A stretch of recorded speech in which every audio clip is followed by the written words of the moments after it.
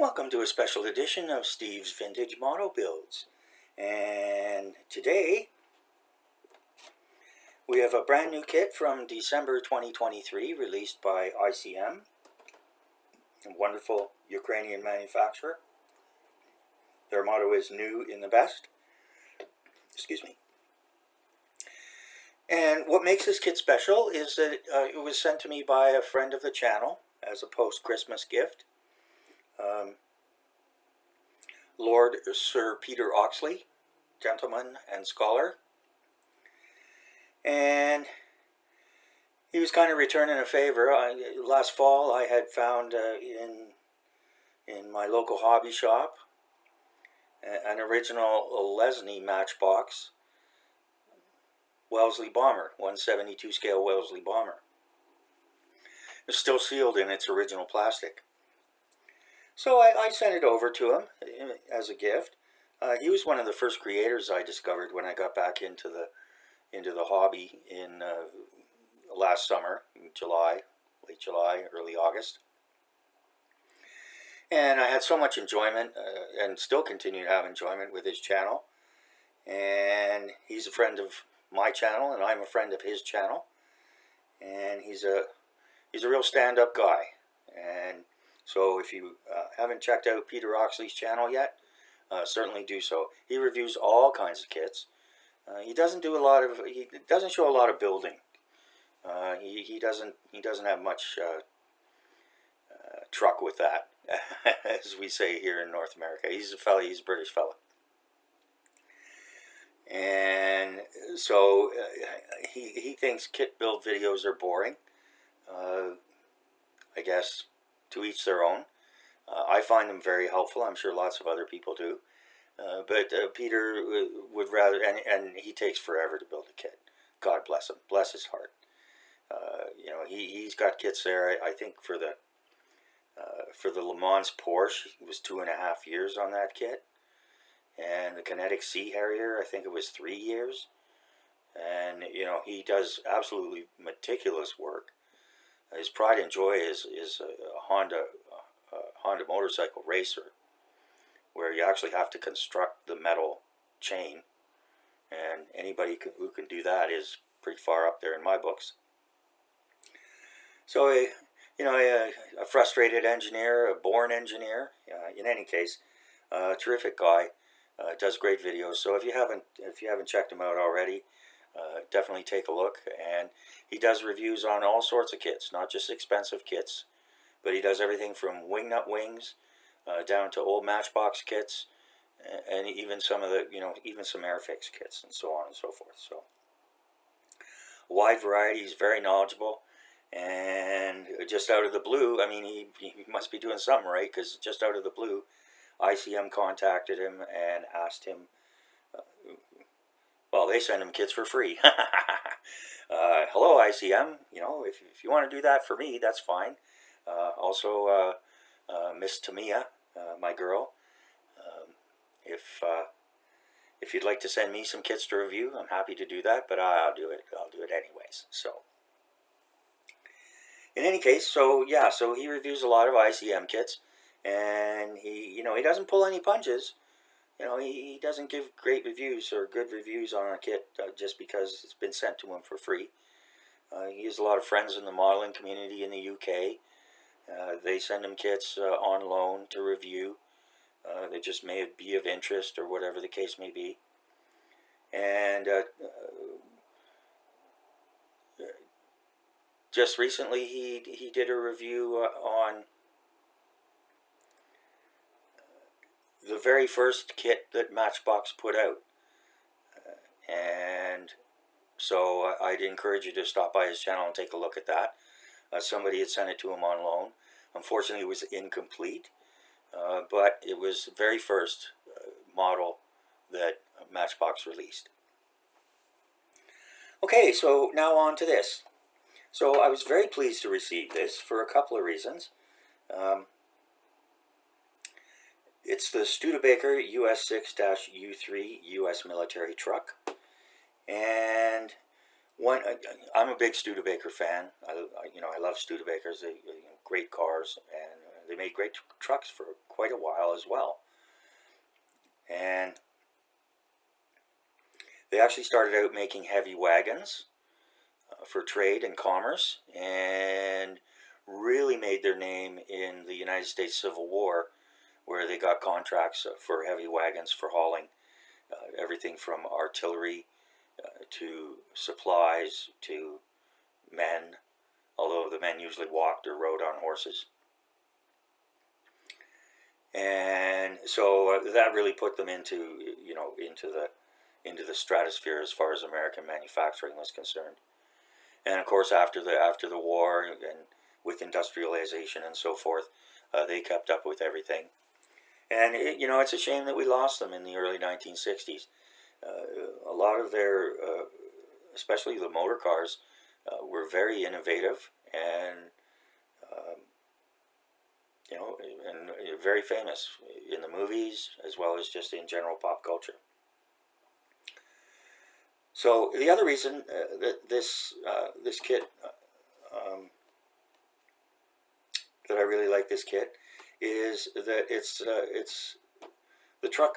This truck was used on the Alaska Highway, as you can see here. First convoy, Whitehorse to Fairbanks, November 20th, 1942. And the Alaska Highway actually begins in Canada, in northeastern British Columbia, a place called Dawson Creek, which some may have heard of. It was a site of a great gold rush. And it runs from Dawson Creek up through to Whitehorse in the Yukon Territory, which is pretty much due north of where I live right now in British Columbia. I'm on Vancouver Island. The Yukon Territory is due north. Might not know much about Canada, but Canada is 10 provinces and 3 territories. There's the what was originally called the Northwest Territories, which is now Nunavut and the Western Arctic Territory. And then to the west is the Yukon Territory, and it abuts Alaska. And at the time of World War II, Alaska was a territory of the United States, and it was the only part of North America that was invaded by the Japanese. They invaded the Aleutian Islands, and if you don't know that story, I think there's a couple documentaries out there on it from the History Channel and so forth. Fascinating story, and a battle of unsung heroes that drove the Japanese out of the Aleutian Islands. Fans of some of the fishing or crabbing shows, they know Dutch Harbor. I believe that's in the Aleutian Islands. And the Aleutian Islands are named after the Aleuts, which are a group of native people that, well, in the past they were called Eskimos. So that's that. That's not politically correct anymore, but I think everybody knows what I'm talking about. Nanook of the North and all that stuff. So yeah, and I actually drove the highway from Dawson Creek to Fairbanks, or not to Fairbanks, to Whitehorse. Back in the day, it was kind of a rite of passage for drivers. Now it's all paved over, and except for bad weather, it's pretty basic, regular kind of drive, especially in the summertime. But this was, back in 1942, as you can see, all dirt, and it was quite an engineering achievement.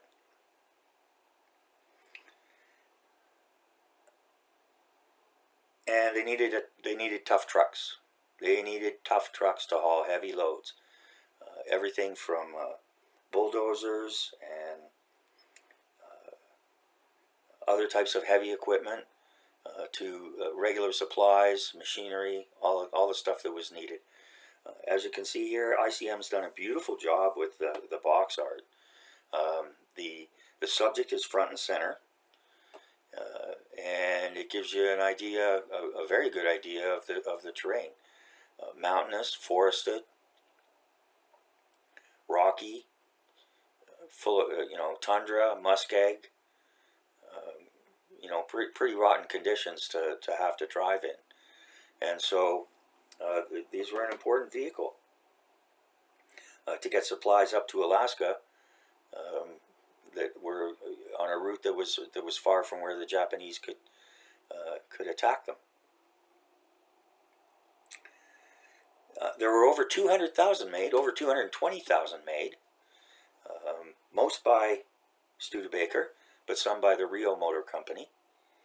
Auto enthusiasts will certainly know the Rio Motor Company.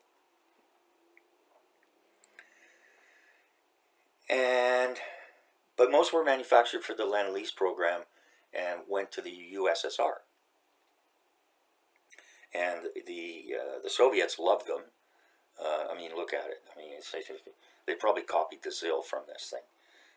And as usual, it was a far inferior knockoff, but in any case, that's what you go. It's a 6x6 truck. I believe this is the 5-ton version. It's catalog number 35490. And on the side here, we get four different schemes. U.S. Army Corps of Engineers, which is on the box here. We're going to be doing it in that style. Rusty Dow's Studebaker, whoever Rusty Dow was. If somebody knows, let me know. Otherwise, I'll have to go look it up myself, because that's what I do, and that's how I am.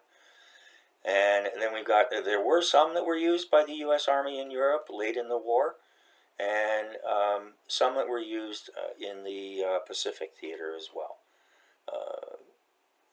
against Japan and so on and so forth. So, but this is the one, this is the one we're going to build because it's got the Canadian connection. So as I said, 1/35 scale. And we'll open up the box. No plastic wrap on this. It was taped. Actually, no, it wasn't taped. ICM doesn't tape their boxes. Oh, yes, it was taped. My mistake. Yeah, it was taped. And ICM always gets a quarter-point bonus on their packaging. You get a nice cover here. And a good, sturdy, top open, folding, sturdy cardboard box. So that always gets a quarter point in my books. Okay, so let's see what we got inside here.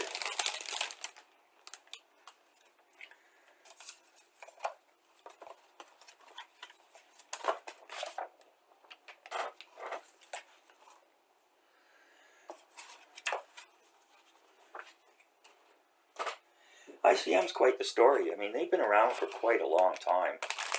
Maybe even from back in the Soviet days. I don't know.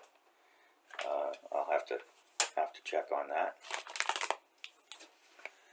But in the last few years, they've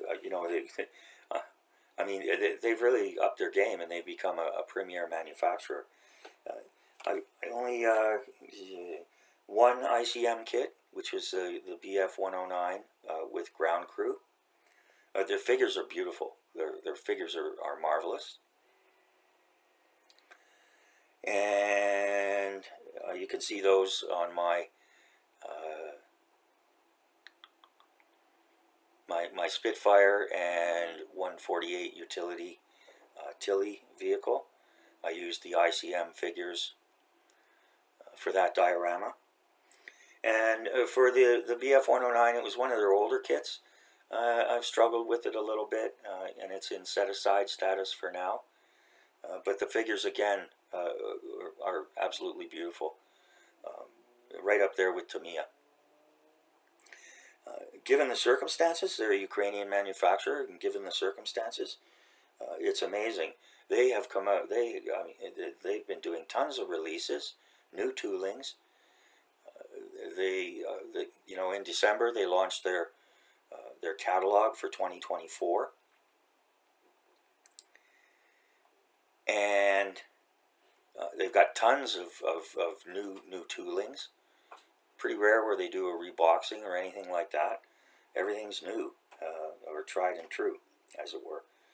And to be honest, puts Airfix just to shame, both in the professionalism of their presentation, as well as the offerings that they put out. Sorry, Airfix people, but that's the way it is. Airfix needs to pick things up. They need to do a little better. A lot of people were disappointed this year. Some people don't think that's fair, but perception's reality. So there you go. Okay, so and I'm not an Airfix basher. Don't get me wrong. Especially their vintage classic kits. I love them. We don't get them a lot over here. I'm still waiting for the 148 Sea King helicopter to be available over here. My buddy Matt over at the NRC Hobbies, he's keeping an eye out for it for me, and I'm not gonna spend the money to order it direct from the UK. I'm sorry, it's just with the cost of shipping and so on and so forth. I'll wait a couple years till it comes over here and the price goes down a bit. Although when it's released over here, they'll probably jack the price. But anyways. Stop sounding cynical, Steve.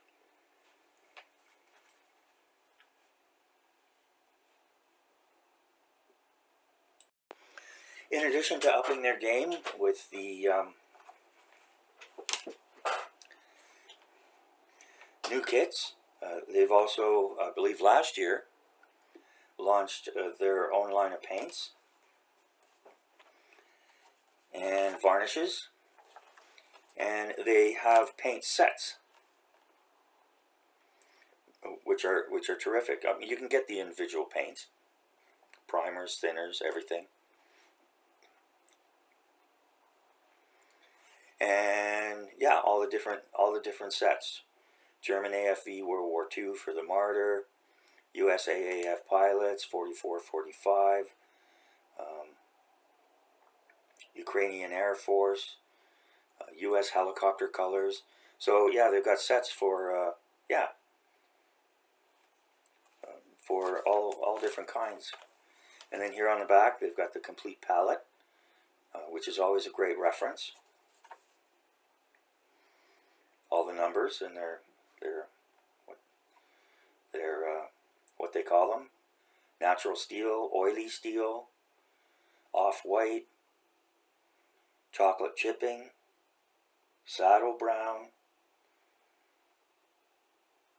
Yeah, so a beautiful variety there. You've got to wonder how they do it. Slava Ukraini. That's as close we're going to get to political on this channel. Okay. So we get a single sprue bag with a nice resealable. Whew. The new plastic smell. You know the new car smell? This is the new plastic smell. Oh boy. Okay. So we got, looks like one part here that's separated. No damage.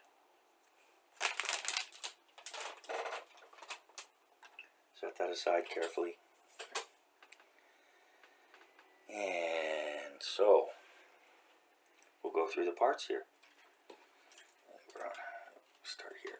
There we go. Back at the top here. Okay, so here we've got the cab. You get two different. First of all, quality of plastic is nice, and what I found with the ICM plastic is it's great for melting and pulling, for things like rigging and antennas and stuff like that. It's great stuff. And each sprue has a letter. And we see here, this is for the mostly the cab. Doors, hood or bonnet, back of the cab, the roof. No flash. I'm not seeing any flash whatsoever, even on the grills here. You can see right through them perfectly. And nice detail.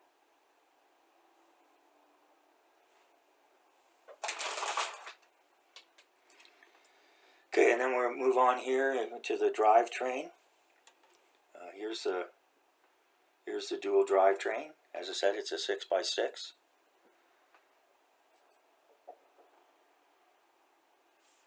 We've got the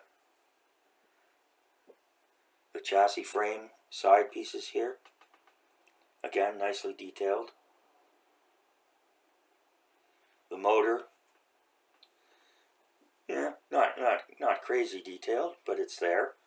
I suppose you could make it with the hood up, but it's a one-piece hood, and it's not really meant to have the engine showing.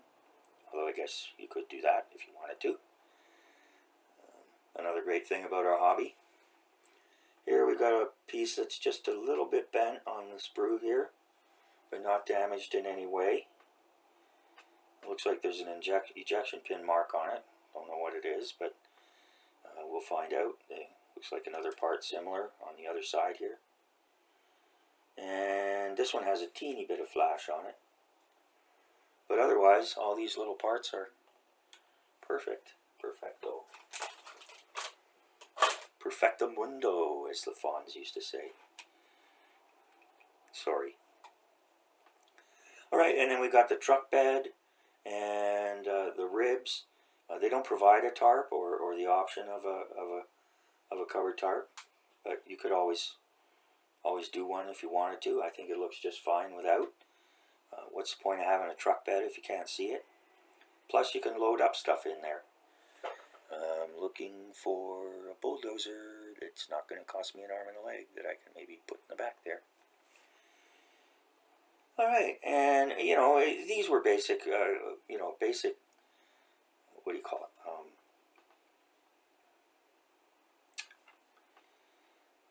Basic design. Very utilitarian. Not a lot of detail, not a lot of fancy stuff. I see a tiny little bit of flash here. But yeah, I mean, you've got, metal floorboards are metal floorboards, right? So there you go. Do you still call them floorboards if they're metal? Yeah, anyway. Okay, and then we've got the wheels here. Leaf suspension.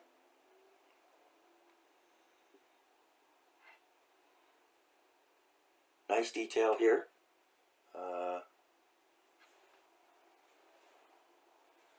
Let's see.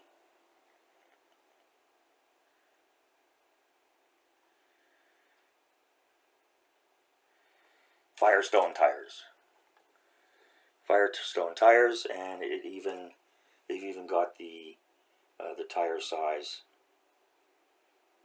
here, as well as another label. So very nicely done there, guys. And then we get to the end, and yeah, here's the tailgate, and I guess this piece goes up against the back of the cab. And this looks like it might be the dashboard. Not much detail there.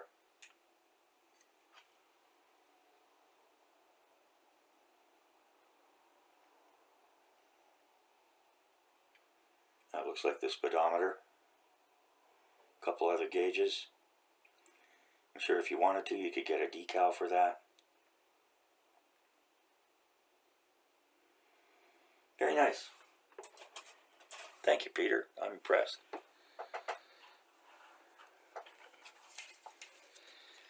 Alright, so moving on to the decals. I haven't had any ICM decals yet. I haven't heard anything bad about them. They seem about the same thickness as Tamiya. It looks like they do their own. These aren't Cartograph, or if they are, it's not.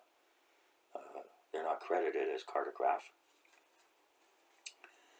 And so yeah, you've got all the different markings here. And actually, these might be decals for the dash, which would be nice. You've got the stylized Whitehorse, USA, Dawson City, BC, the various different stars, Alaska Highway, etc., etc. So everything you need there. Oh, and clear parts.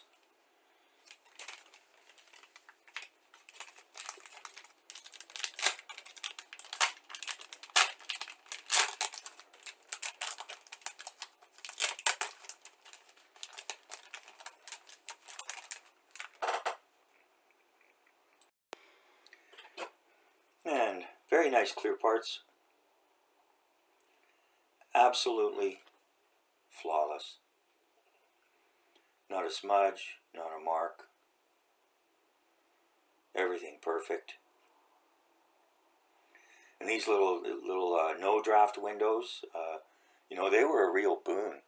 I think they were originally patented by Chevrolet as no draft windows. And anybody who drove cars in the 60s and 70s, maybe even a few into the 80s, and these windows, they kind of louvered out so that you didn't have to roll down the window to get air during inclement weather, and you could louver them in different directions depending on where you wanted the airflow to go or not go. So that's very nice. And so we've got the windshield, we've got the headlamps, and the rear, not a lot. Again, these were very utilitarian and not a lot of glass on them.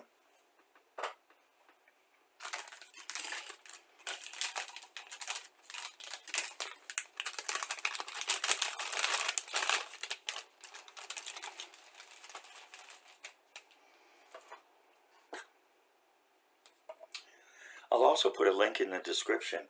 I saw ICM produced a little video, just about 5 minutes long, that shows how the whole kit goes together. It's all computer aided, whatever. It's not like somebody putting it together, but it shows you the various different pieces. They come together with an invisible hand and how they're supposed to go. And shucks, yeah, I mean, that's the kind of extra thing. Because I think along with most people in this hobby, I like to do my research ahead of time, find out what I'm getting myself into, and it's always a good idea to watch videos and watch the builds, see what problems there were, or just see how they go together, because if you're, and it's not a joke, but I say this facetiously, if you're dyslexic or like me, you have some perceptual problems sometimes as to which end is up and which side goes where, how things are juxtaposed or whatever the case may be. A great little thing. So I'll put up a link on that in the description.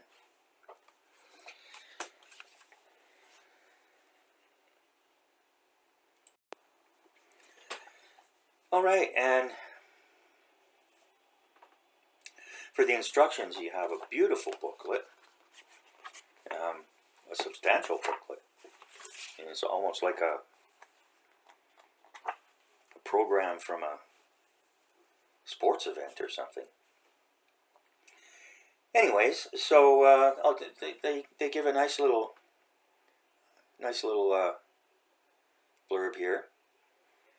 The Studebaker US6 3-axle truck was launched by the Studebaker Corporation in 1941, and in 1943 a Rio motor car also joined the production. In total, about 220,000 vehicles of 13 modifications were produced. Over in Europe they call them cars, we call them trucks. The car had a robust design and a large payload. It had a 94 horsepower Hercules JXD 6-cylinder engine, which was provided the Studebaker with very high off-road performance. Most of these trucks were used by U.S. allies, but a certain number were also used by the U.S. Armed Forces. For example, Studebaker US6s were used by the U.S. Army Corps of Engineers in particular during the construction of the Alaska Highway.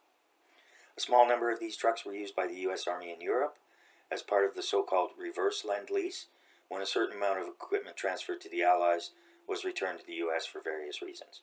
So, in other words, the British and the French later in the war, who had these trucks, when it was time to pay back the Lend-Lease, they gave them back to the U.S., so they used them.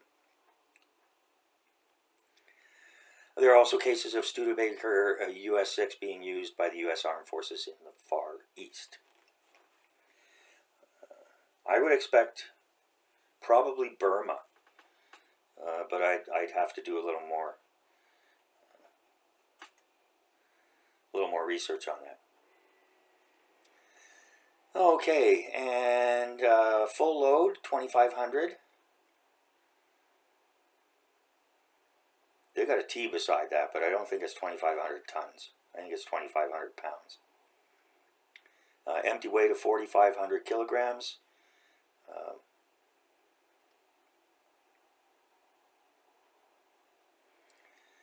And yeah, they note here the 95 horsepower engine, maximum speed 69 miles per hour, a range of 400 kilometers. So they don't mention how much horsepower the motor generated, but this would have been more for hauling over rough terrain. So didn't need a lot of horsepower, but needed lots of good torque. They give you the paints you're going to need to complete this model, and they also note here best to be used with ICM paint set number 3005. So number 3005 will contain all of the paints that you need here. A little legend here, the assembly step, what color, parts not for use. I never really understood that unless there's different options. Why would you? Anyways. When to cut. Assembly unit, I guess this would be, maybe if you have to do it more than once or something. Optional parts, something you need to scratch build. I don't think that happens very much. And here's make two pieces. So this one is probably a sub-assembly. So it says, put this together and then put number 3 over here. There you go.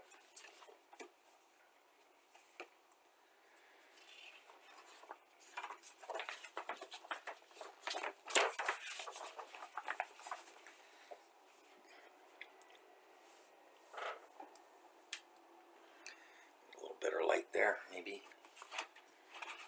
Or is the other way better? There, that's better. And we got, looks like pretty much life-size sprue maps, which is very nice.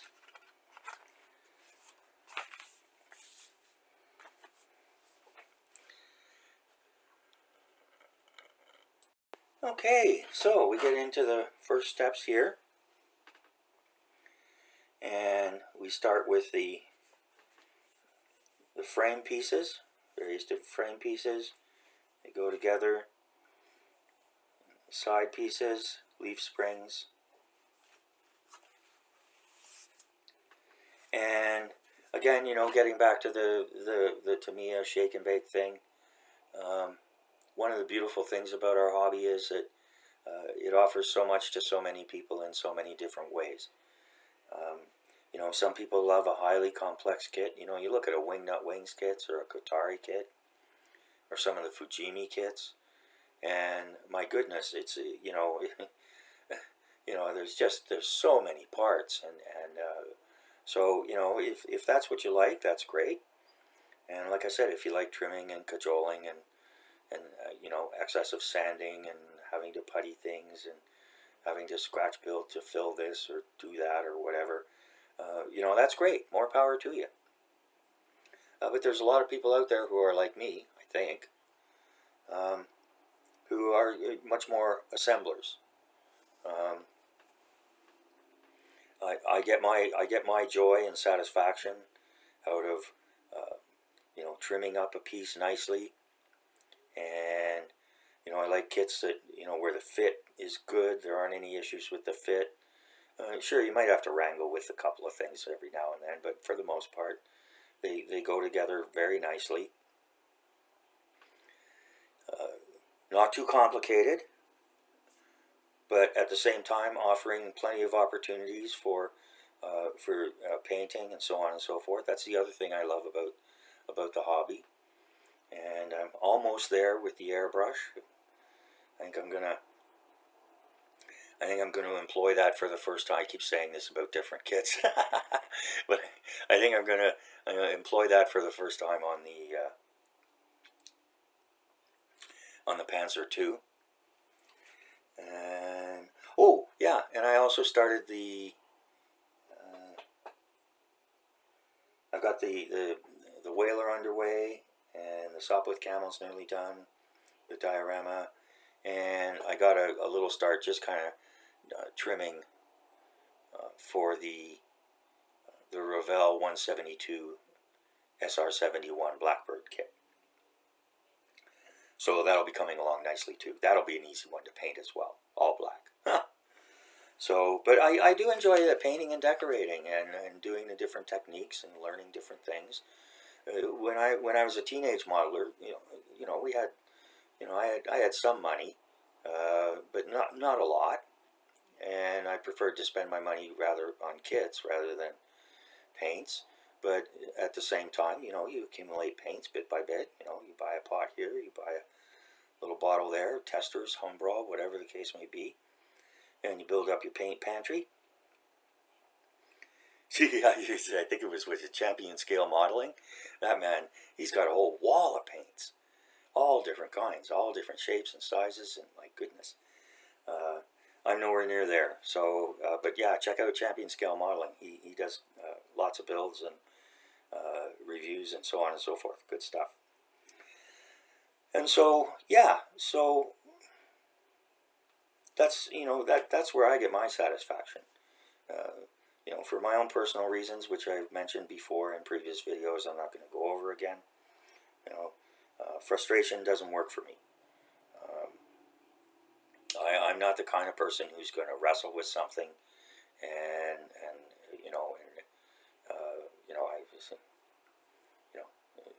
it's just not worth it for me to get so frustrated over something. And so, if you can't enjoy it,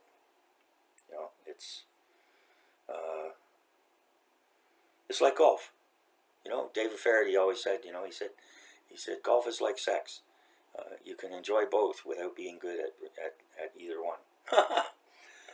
So, unfortunately, I've had to give up golf. I was a pretty good golfer, actually. But after my heart attack, I had to give it up. So, all right. So, back to the subject at hand here. And so then we get the motor, which isn't super detailed, but there's certainly things you can do with it if you wanted to. You're not going to see it anyways, but yeah, if you want to do that, that's fine. And then we've got the radiator, putting the motor in, attaching the radiator. They even do the water pipe here, going for the cooling system.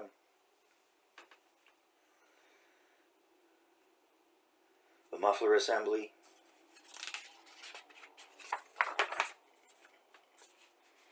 Then we get into the drivetrain. Everything's very logical. The steps are very simple, straightforward. Each leads into the other. They're very clear. They're not too small. The numbers are good size.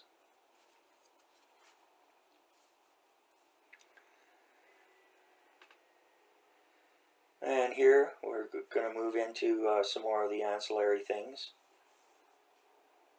Wishbone suspension, I think that's what that is. Then we get the rear leaf springs and their connectors.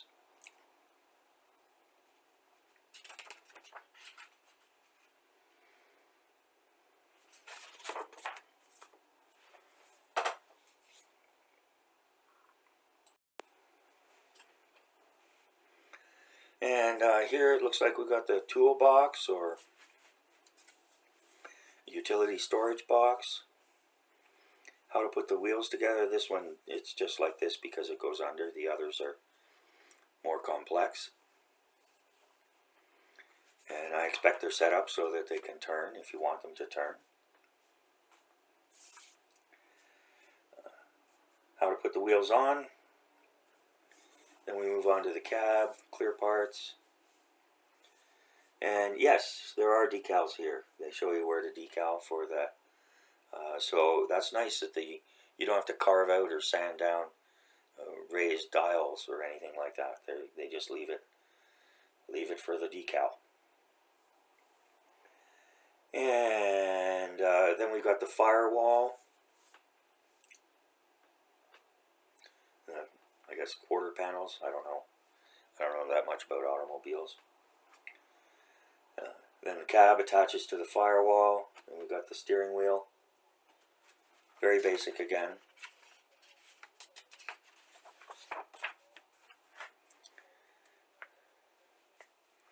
We've got the interior of the cab.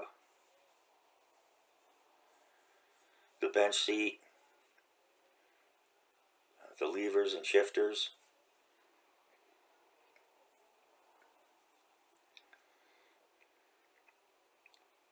Attaching the firewall part to the, to the rest of the cab. Actually, I guess that's not the firewall. I guess it's, oh no, this is for the bench seat. And then that whole thing goes in there.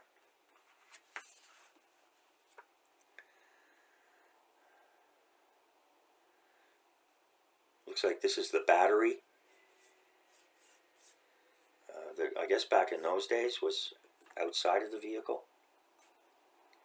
On the side of the vehicle. Made it easier if you needed to jump start it, I guess.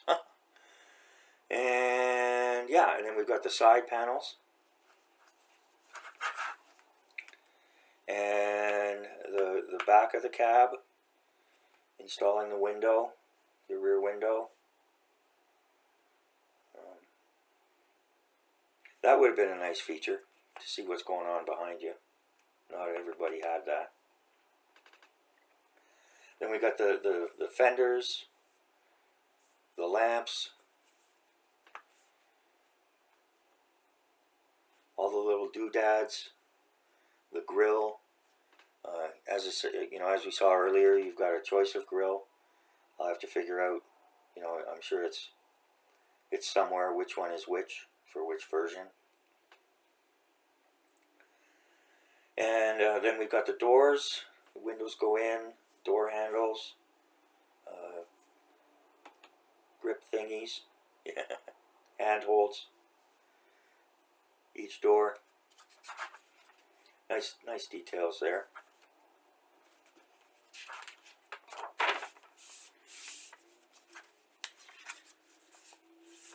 But you can see from these instructions how much thought has gone into them.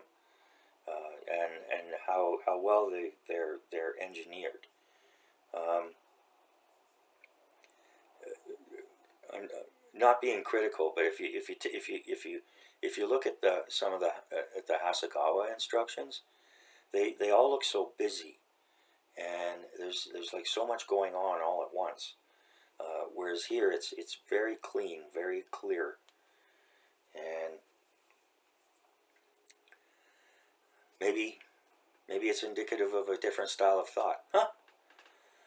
Okay, and so then we get the cab going on top of the chassis. And then we got the truck bed.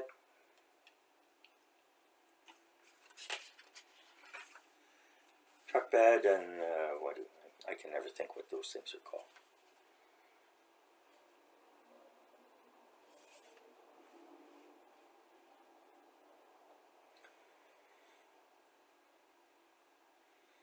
And it looks like we might have two options here, an A option and a B option, depending on how you want to configure that.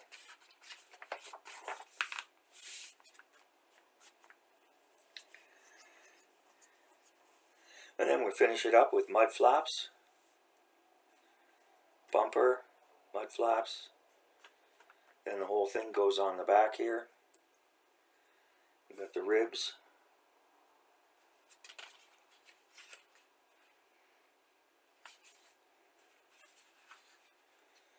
Again, oh yeah, here you go. Okay, so you've got high as well as low sides. So in the A option, you just install these ribs like that. In the B option, you have to cut them, and I'm sure there's a cut line mark on them. And then you put them on there.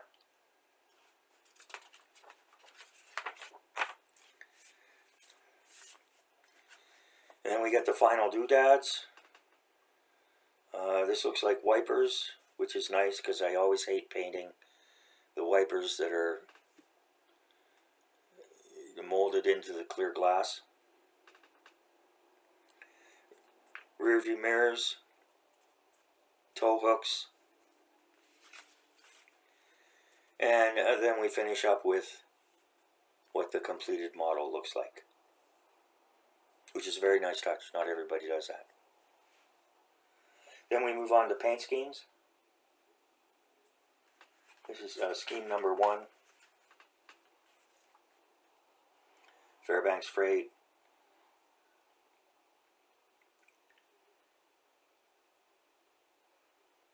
Whitehorse to Fairbanks.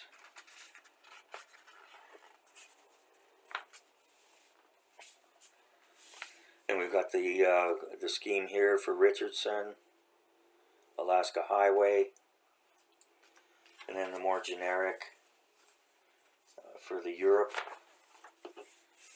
and even more generic for the Far East.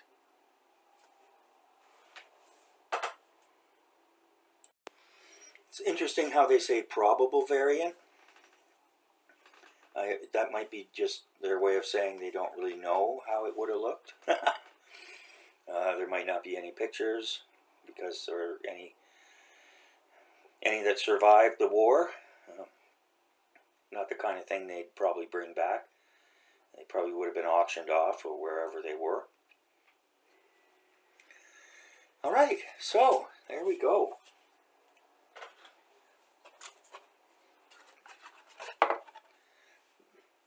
Excuse me. Okay, so now we come down to the rating. How am I doing with my Oz? I think I'm doing pretty good for this video. And for the Panzer II, I think I did pretty well.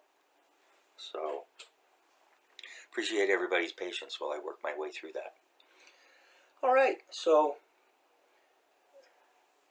my rating scale is 12 points. Viewers of the channel will know. I'll put up a card. Sometimes it comes up, sometimes it doesn't. That's YouTube. But it's a 12-point scale, 10 standard points, 2 points for packaging, 2 points for sprues, 3 points for parts, and 3 points for instructions. Up to a quarter-point bonus per category for any wow factor, something unexpected, whatever the case may be. Like I said, ICM always gets a quarter bonus point for the packaging because it's literally it's rock solid. I mean, you can't go wrong with it. Pretty amazing how they do it. All right, and so yeah, so we got 2 1/4 there on the packaging. Peter packed it in a box along with another kit for someone else here in North America that I forwarded on, and he packed it very well, and so there were no issues at all. Box is perfect. 2 1/4 there, and for the sprues, I have to take a quarter point off because there was that one piece that was broken off. How it got broken off, who knows?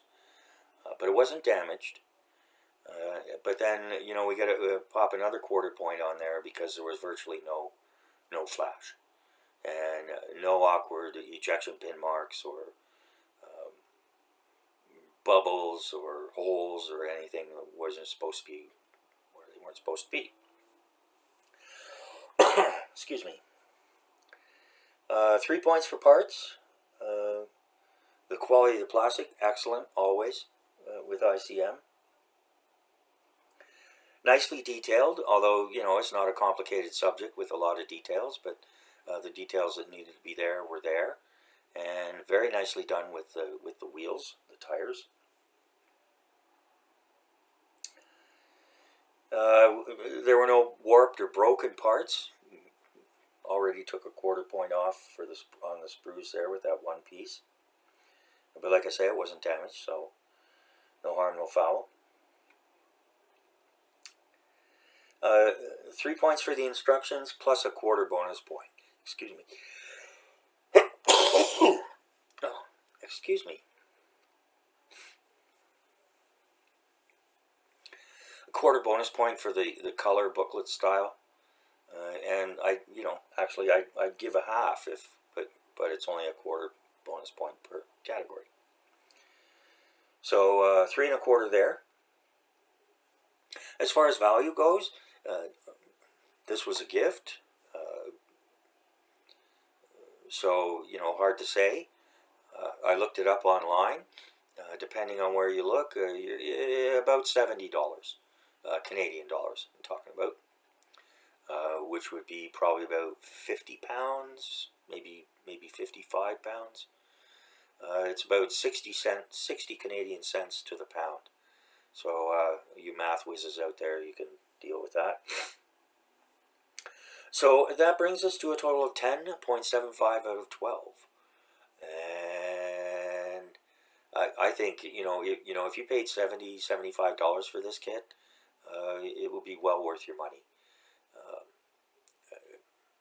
Again, beautifully engineered, lovely instruction booklet,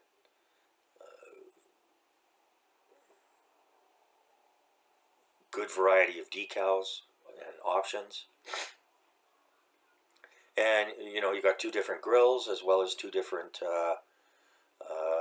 whatever you call those side pieces are. I'm going to have to look that up and drill it into my brain what you call those things. Yeah, so 10.75. And I think all of this is my opinion. And, if someone out there feels, that I'm being too generous, please let me know. I'm always, happy to consider that. I try to be very fair and give the benefit of the doubt for things. And so,